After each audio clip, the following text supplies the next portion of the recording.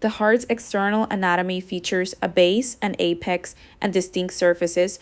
The apex points downward and to the left. Clinically, this is the point of maximal impulse at the fifth intercostal space.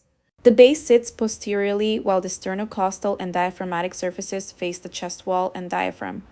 Moving internally, the right and left atria serve as the heart's receiving chambers.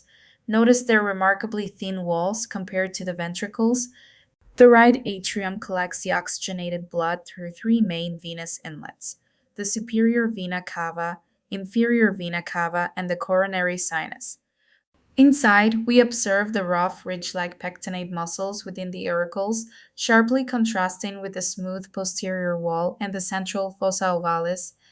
Moving inferiorly, we enter the ventricles, the primary pumping chambers of the heart, separated by the thick interventricular septum.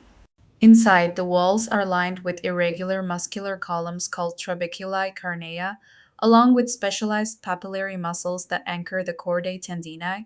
Notice the striking structural difference. The left ventricular wall is approximately 3 times thicker than the right. This massive myocardium is essential to overcome high systemic afterload, generating enough pressure to perfuse the entire body. Four distinct valves ensure unidirectional blood flow, preventing dangerous regurgitation.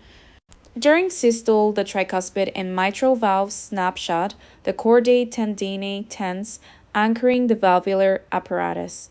Simultaneously, rising ventricular pressure forces the aortic and pulmonary semilunar valves open. This precise mechanical synchronization produces the classic lopped-up cardiac sounds. The oxygenated blood returns from the body via the vena cava into the right atrium, then flows into the right ventricle. It is then pumped through the pulmonary artery, a high-yield exam point, as it's the only artery carrying the oxygenated blood to the lungs. Oxygenated blood returns through the pulmonary veins into the left atrium. Finally, the left ventricle ejects this oxygen-rich blood through the aorta to supply the entire systemic circuit. The heart's intrinsic pacemaker, the sinoatrial SA node, initiates an electrical impulse that sweeps across the atria. Crucially, this signal pauses at the atrioventricular AV node for about 0.1 seconds, allowing the ventricles to fully fill with blood. The impulse then races down the bundle of His and Purkinje fibers, triggering a powerful synchronized ventricular contraction.